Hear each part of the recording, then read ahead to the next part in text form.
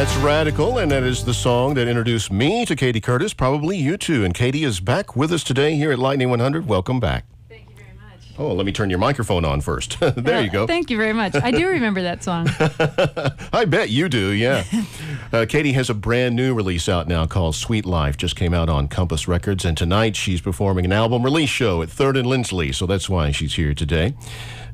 Catie, it's been a while since you were with us. I'm thinking it might have been back in 2001 when we were still at the other place, and we were playing Kiss That Counted at that time. But unbeknownst to me, you've been hanging out here in Nashville making a record. Yeah, I secretly came to town and then thought I'd surprise you with the record. I recorded over at Compass Records, which is my label, and we recorded in the winter of just this past year. And finally, the day has come. You know, it's a long process getting a record made and out, but it came out on September 9th. All right. Well, we're glad for you, and I want to catch up and find out what's been going on, but since you brought guitar with you, let's hear a song. What do you want to play? Sure. This is the title track called Sweet Life.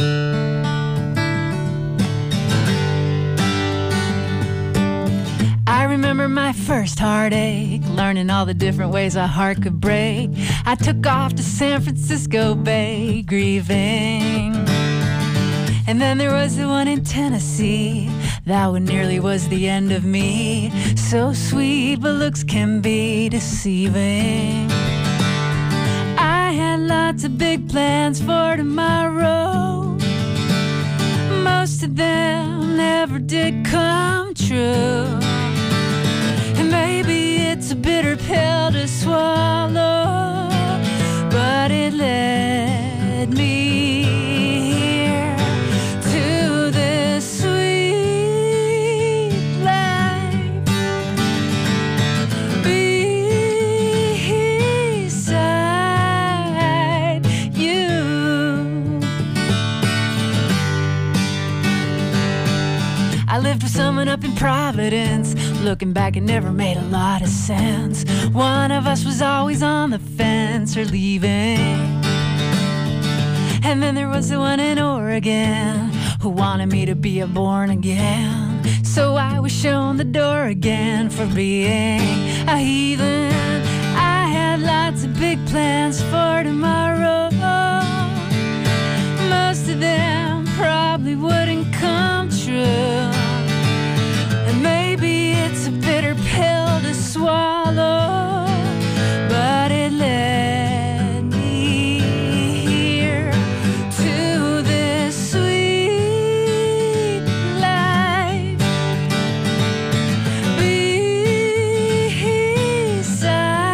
beside you. And now there's music in the kitchen, laughter down the hall. I didn't know what I was missing, but I almost missed it all.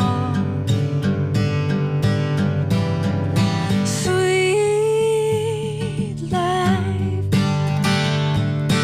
sweet life,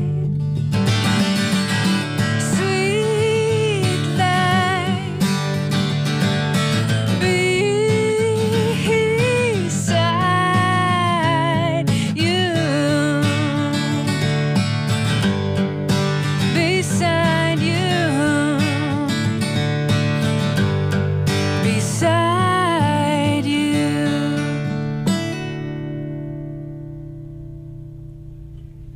Oh, what a great song, Catie. Thank you. That was co-written with a Nashville guy, my friend Fred Wilhelm. Wow. The title song from the new CD, Sweet Life, Catie Curtis.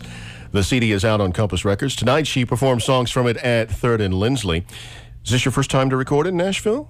It is. Can you believe it? It's my 9th record, and it finally dawned on me that I should make a record in Nashville, and it was an amazing experience. I got to play with George Marinelli, play guitar. You know, he tours with Bonnie Raitt, and he's just great. Shannon Forrest played drums, and Phil Madeira on keys, and Allison Presswood played bass. So it was a really fun experience for me. Andrea Zahn sang the harmonies.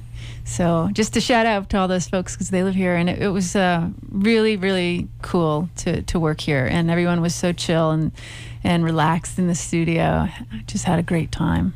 Now, in that song, you claim to have had your heart broken in Tennessee. Is that real, or is that just a convenient rhyme? You know, that's personal. I certainly have had my heart broken in Tennessee, but I'm not sure if it was by a person. Yeah, that song, you know, I find that, you know, there are all these really great, sweet moments in life, and I try to look, you know, the chaos before it and the trouble after it is inevitable, but in this song, and I think in the whole record, I'm really trying to look at these beautiful, sweet moments, because there is so much difficulty in the world right now. So I'm just trying to focus on positive stuff right now. In the CD, there's a dedication of sorts to the person that gave you your first guitar. Tell me about that. When I was 15, this woman gave me a guitar. I hardly knew her. She stage managed a little show that I was in, and then she left town, and I've never had a chance to thank her, but she totally changed my life, because I was into music, but I didn't have a guitar, and I didn't have a way to get a guitar. And so I've been telling people this story, and finally I realized I should try to find a way to pay it forward. And so I've actually started an endowment online called Aspire to Inspire, and it's at hopeequity.org. And through this, I've been able to give away 15 guitars to kids who go to these fresh air camps and are underprivileged kids that love music and wanted a guitar.